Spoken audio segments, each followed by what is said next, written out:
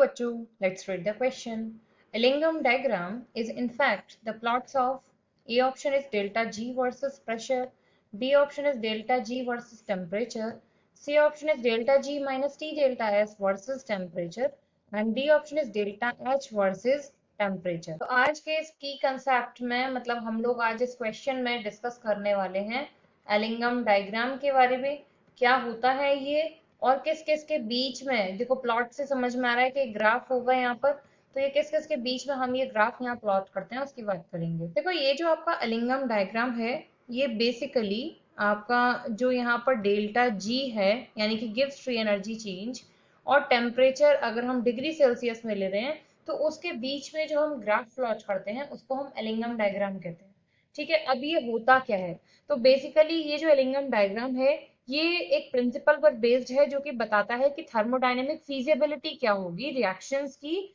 और वो हमें आइडिया लग पाता है डेल्टा जी के साइन के साथ। तो डेल्टा जी बेसिकली हम लोग कैसे कैलकुलेट करते हैं, डेल्टा जी हम लोग कर सकते हैं यहाँ पर delta H minus T delta S के साथ, या तो हमें ये वैल्यूज दी होंगी या फिर हमको क्या दिया होगा यहाँ पर आर टी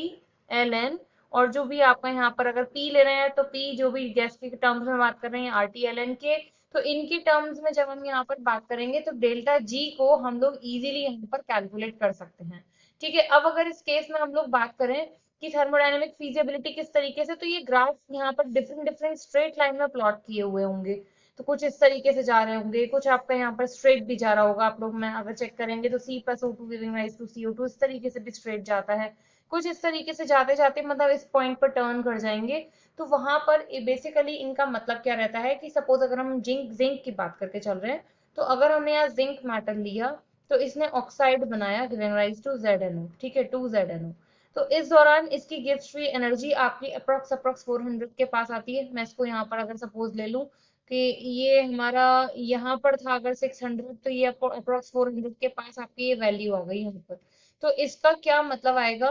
कि ये जो Zn वो है ये यहाँ पर इतनी गिफ्ट फ्री एनर्जी की वैल्यू पर या इतने टेम्परेचर पर जो उसकी वैल्यू आएगी स्टेबल होगा, इसके बाद इसकी स्टेबिलिटी खत्म हो जाएगी और ये यहाँ पर रिड्यूस हो सकता है। इसके अलावा ये लाइंस जहाँ आपस में एक दूसरे को क्रॉस कर रही हैं तो वहां पर दूसरे कंपाउंड्स इनको आपस में रिड्यूस कर सकते हैं, वो सारी प्रॉपर्टीज को हम लोग एलिंगम डायग्राम में एक्सप्लेन करते हैं। तो क्वेश्चन में हमसे क्या मांगा गया था कि ये किस किस के बीच का प्लॉट है, तो ये प्लॉट है आपका gives free energy change and temperature के बीच का, तो बी ऑप्शन हमारे यहाँ से हो जाएगा correct answer. I hope you understood well, thank you.